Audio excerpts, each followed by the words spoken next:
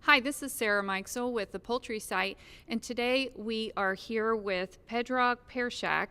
He is the Regional Technical Manager for Northern Europe with EW Nutrition. Thanks for being with us today, Predrag. Nice to be here, Sarah.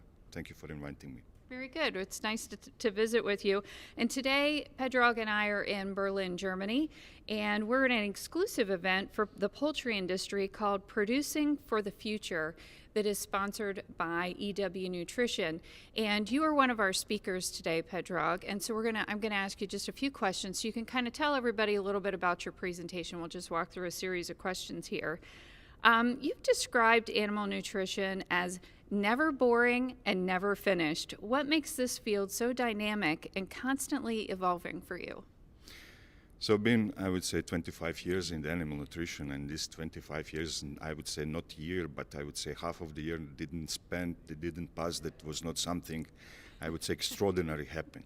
So from the terms of genetics, from the terms of animal husbandry, here in Europe we have a lot of, I would say, other pressures from the consumers and also from the slaughterhouses to make the production, I would say, according to the needs of the customers. So regarding the sustainability, sourcing of the raw materials, variety of the raw materials that we have in the Europe, and I would say constantly evolving and enhancing the number of these raw materials makes life for animal nutritionists very, very interesting. It's very challenging, and in this challenge you learn a lot. So I would say thinking that what you learned 20 years ago and applying this, it's not anymore. So for someone who wants to be challenged every day with new things, this is the, I would say, the right industry to be, and especially now in this time. Very good, excellent. Can you explain your holistic approach to animal nutrition and how considering multiple factors benefits practical applications on farms? Yeah. So the concept of holistic approach in the animal nutrition is not, I would say, new. Right. But for me, who I'm, I would say, Dr. Jekyll, Mr. Hyde, between veterinarian and nutritionist, having, I would say, deeper insight into the animal per se and all the processes that are going with metabolism, and then from the other side, all the influences that husbandry have, the genetic have, also the diseases or management diseases have, how they influence together gives, can be only solved through the looking animal completely together and all the system in the interaction. So that's one thing. Second thing, beside animal nutrition, there is a question on the feed production or feed per se.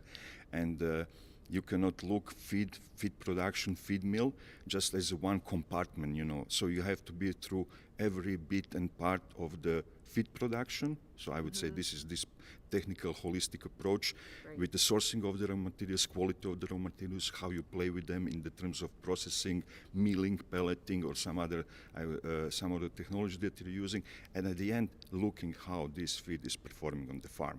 So holistic approach can be looked from the animal, you know, as animal nutritionist, but also as a feed producer holistically through whole steps and processes in the feed. So this is something that we use and promote in our daily work with customers. Excellent. Very good. You've worked with unconventional protein and fiber sources, and we hear a lot about that more recently, I think. What are those, and what potential do they bring to animal nutrition? Yeah. So when I talked about unconventional protein fiber sources, we have to think that world feed production scene is very diverse. Yeah.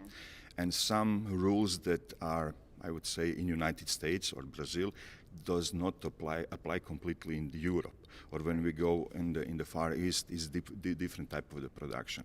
So what here in Europe we want to find is the usability of all, not byproducts but co-products of the food production. This is one of the, I would say, the postulate of the feed industry. So working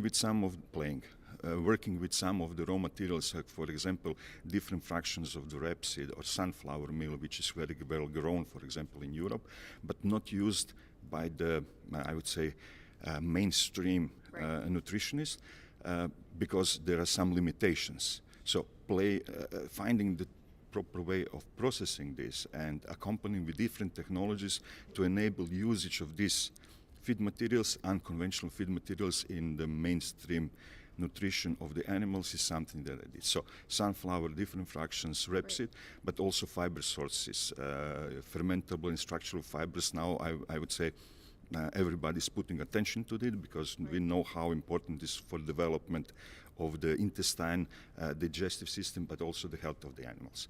So this is something that I'm doing, so different fibers, sources, and how to mostly process them to enable them usability completely, with as less as possible negative effects for the animals. Is that from a cost standpoint for producers here? Are those lower cost inputs, or is it just alternatives, right, that they maybe need to be looking at? So in Germany we have a perfect, I would say, word for this, jein. So yes and no. So always, so in the feed industry and what we hear from others, we hear it's always pressure, especially in poultry, for the price. Right. Food have to be accessible to everybody, but food have to be, I would say, not harm to the environment or the health to the people, but also use all the resources that are available not for humans, but for the animals, so not to discard. So the push is from every side. And industry always looking for the ways how to do more efficiently. Right. And I would say the availability of the raw materials is also the question. So everything together is in this. So I would say working only on 2, 3, 5 sources of the raw materials and banging this for a long time, I don't think this is the way. The way is really to think everything what can be used in the proper way for the, I would say, benefit of the animals, but at the end to produce enough food to put on the table of growing world everywhere. It certainly creates a more sustainable approach, for sure, right? Definitely more sustainable, but also when you go with this approach, you can use the products that you produce locally. So we have, as I said, feed industry in the world is very diversified. Right. And the raw materials that are produced, I don't know, in Southeast Asia are completely different from those that we can find in Europe or we can find in Brazil or United States. So using these, I would say, technologies to use these locally produced byproducts that you can mostly not find somewhere else is opening door for not only cheap production, the cheap, that's completely wrong term, but economically available price for the production, and the usability of the locally produced. So for the local community and everything, so it has a lot of benefits. And I think this is the core in the feed industry. The core of the feed industry is use of these materials, locally produced. Interesting. Very cool. Okay. How does your interdisciplinary work across poultry, pigs, and ruminants give you unique insights that might be missed in a narrower focus? My background is I'm coming from the small feed mill or small country like Croatia, and there you don't have the deep specialization for the species or even for the category. Right. What we can find here in, for example, in Europe, very deep specialization in the category of the animals. But that I would say that's very good, because you can be very focused on one thing, but for the creation and for looking outside of the box sometimes can be limiting, I would say. So working with the ruminants, you find about fermentation, how the things are going. Looking also on the fermentation, maybe for the future of the feed materials that can be used again for the feeding, in the pigs, but the question is, what about poultry? So, the pressure is on the energy. So if we ferment and we exclude some of anti-nutrients, we allow usage of some of the raw materials in the high quantity with the poultry. This is something for the future. So, and this will not come if we don't have some, I would say, or I don't have some insight into the ruminant nutrition and the feeding also. Same thing with the pigs. When we go to the south, on the fermentation of the fibers and in the piglets also how it's important, we can take some of these, I would say, findings or understanding and put it, maybe not in the broilers because we work quite a lot now, but for example, turkeys. We still have some issues with the turkeys, with the health, and I think one of the I would say answer could be in this part of the fiber, structural fibers fermentation. So having this, everything, it's demanding, because I don't have a life after that, but basically this can open you quite interesting area that you can apply cross-species knowledge through whole livestock production. Yeah, Yeah, I was talking with someone yesterday and they were talking about mycotoxins and the same kind of idea of there's been a lot of research in pigs, but less research in poultry. And this is the kind of thing I think you're talking about, is that the knowledge that you can gain from the other species, there are some cross applications. It doesn't always work, right? But sometimes there are, so.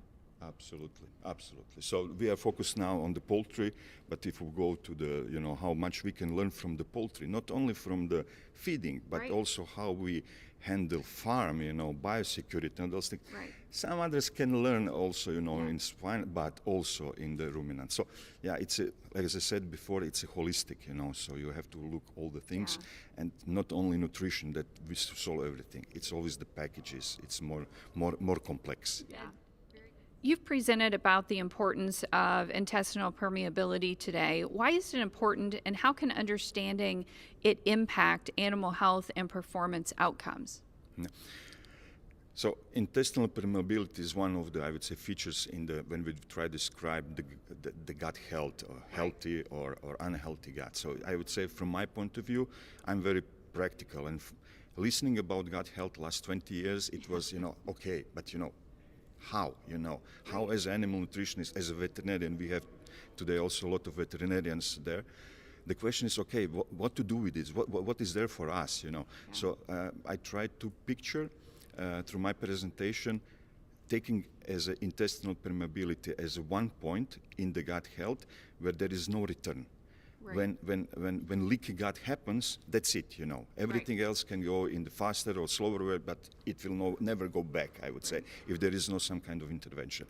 So taking this, I would say, time in the moment, and comparing it how severe is between different NOxADs, so different negative influences, and how much they interact with this or cause intestinal permeability, in which level, gives us quite good understanding then how some techniques, how some feeding strategies, how some bacteria, Clostridia, Coccidia, they act differently when we have vaccination, what they show. So this can give nutritionists, okay, this is very severe, I will pay a lot of attention. Not that they don't pay attention, but you pay attention on 1,000 things in the formulation and when you feed the animal. So really you want to find the ones that pays the most. And this is, I would say, the message from my presentation, look on the really most important. But also, if you think everything is running smooth as usual, I'm going back to your first question, one of the first. It's never boring. You will find everything when you cover, you open another door. So yeah, it's never boring in this industry.